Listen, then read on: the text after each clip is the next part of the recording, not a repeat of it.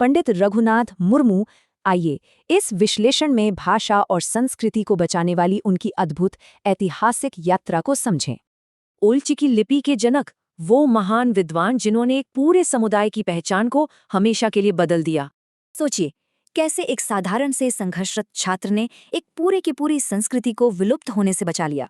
शुरुआत होती है 5 मई 1905 को उड़ीसा के दांडबोज गांव से, जहां एक साधारण किसान परिवार में उनका जन्म हुआ। 7 साल की उम्र जब उन्होंने पहली बार स्कूल में कदम रखा तो उनके जीवन का एक नया अध्याय शुरू हुआ।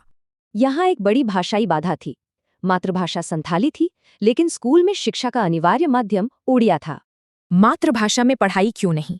इस एक सवाल ने उनके मन में पूरी व्यवस्था के खिलाफ कई विचार पैदा किए।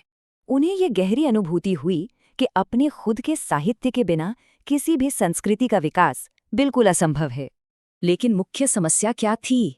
संथाली साहित्य रचने के लिए उनकी अपनी कोई स्वतंत्र लिपि थी ही नहीं। मामा सावना के साथ मिलकर उन्होंने इस संकट को सुलझाने के लिए एक बिल्कुल नई लिपि बनाने का संकल्प लिया।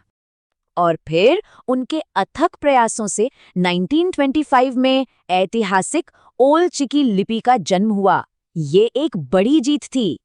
इसके बाद 1938 में उन्होंने प्रिंटिंग मशीन बनाई और 1939 में इसे बारीपदा के महाराज के सामने पेश किया।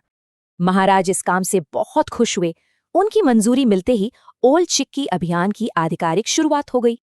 आज ये भारत की आधिकारिक लिपि है, जो साक्षरता बढ़ाने के साथ ही पूरी संथाली संस्कृति का संरक्षण कर रही है।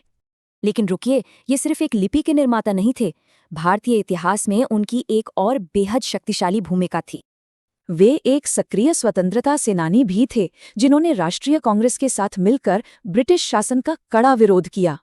तो अंत में सोचिए, क्या एक लिपि का आविष्कार किसी पूरी संस्कृति को हमेशा जीवित रखने की सबसे